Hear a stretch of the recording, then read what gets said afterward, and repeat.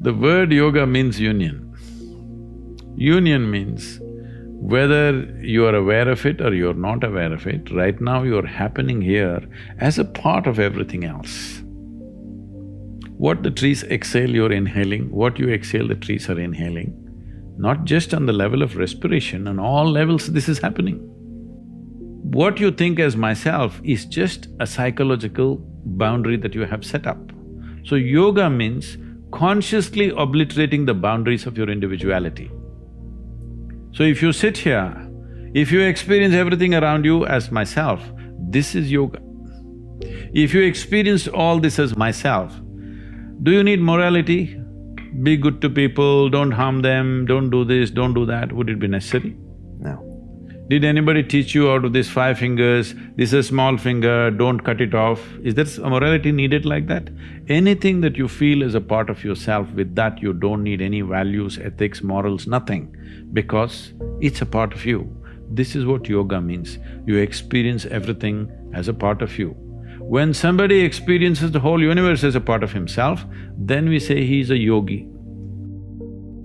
Charles Darwin said that you evolved out of a monkey. You were a monkey, then you became a man.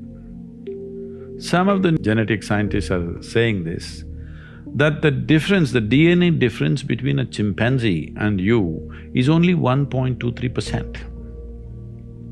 So in that sense, physiologically you're only 1.23% away from a chimpanzee. Not a big difference, isn't it? A shade, it's just a shade of difference.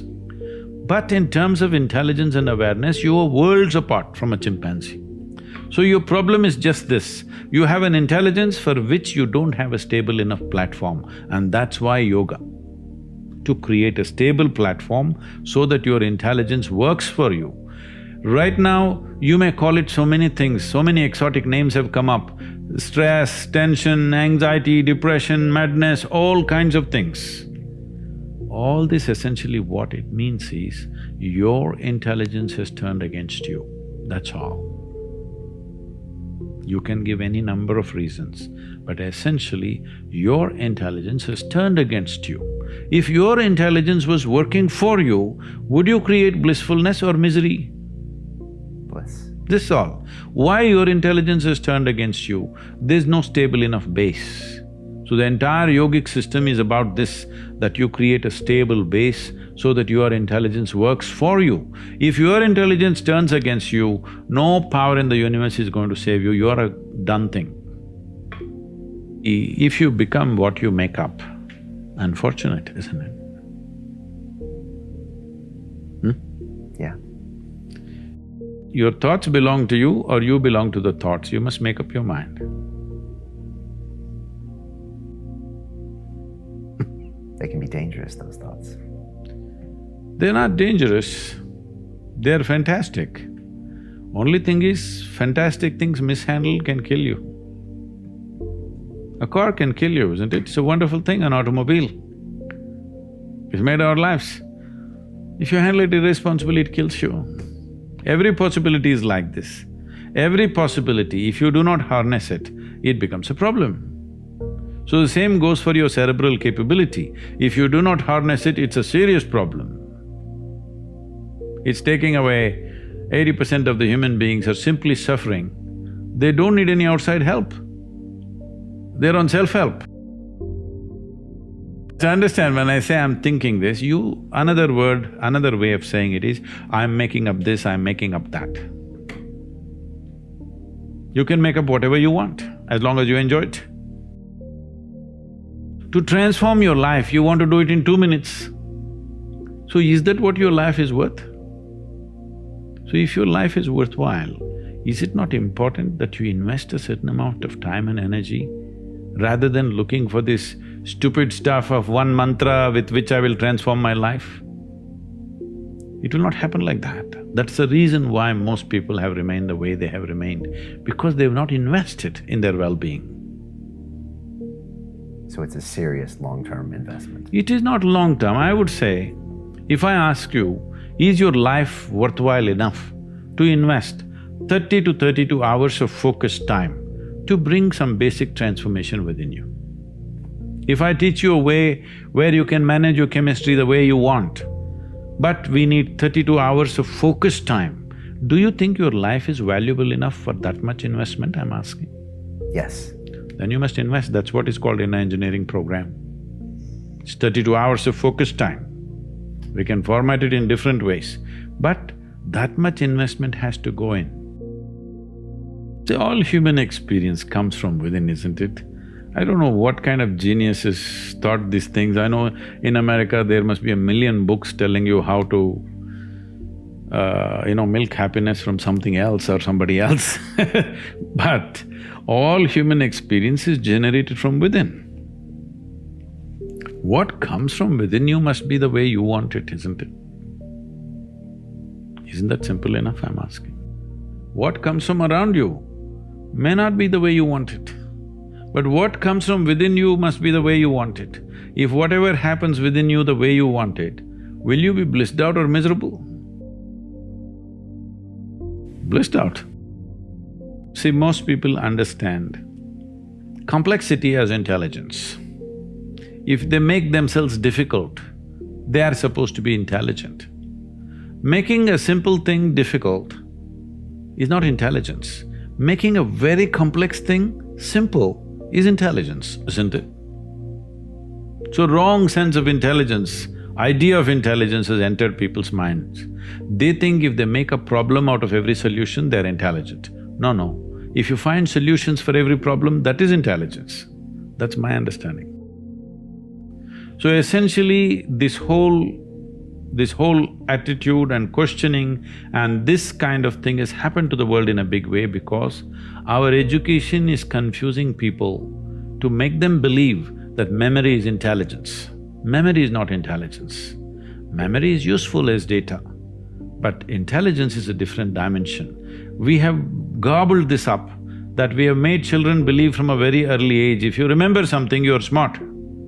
No. A tape recorder can remember everything. This camera can remember everything. This doesn't mean it's intelligent. So, one major aspect of my work is to separate these two. Within your experience, your memory and your intelligence are two different things. If you have an intelligence which is unsullied by memory, you will see everything just the way it is. But if you look at everything through the filters of your memory, everything is prejudiced. People who ask, all this is fine, but what's the takeaway? They want a commandment. We are talking about consciousness. Commandments won't fly. Commandments means you're trying to fix your life. Consciousness means you want to liberate your life. My intention is you must liberate your life. People come and say, Sadhguru, please teach us how to control my mind. I say, you want your mind controlled or liberated? Oh, yes, liberated, but how to control? Because they think that intelligence is a serious problem.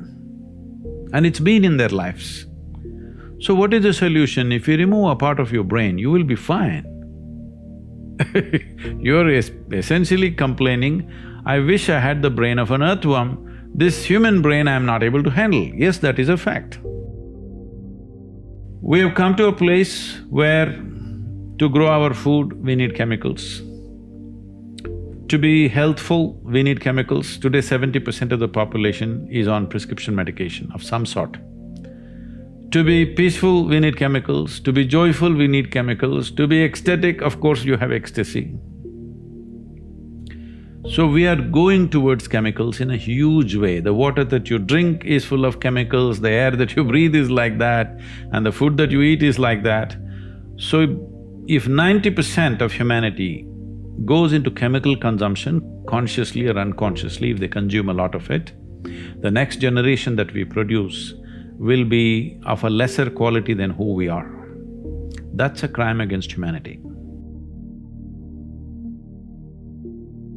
What I'm saying is, the important thing about life, whether it's a grasshopper out there or you, both of us are striving to be the fullest possible life that we can be.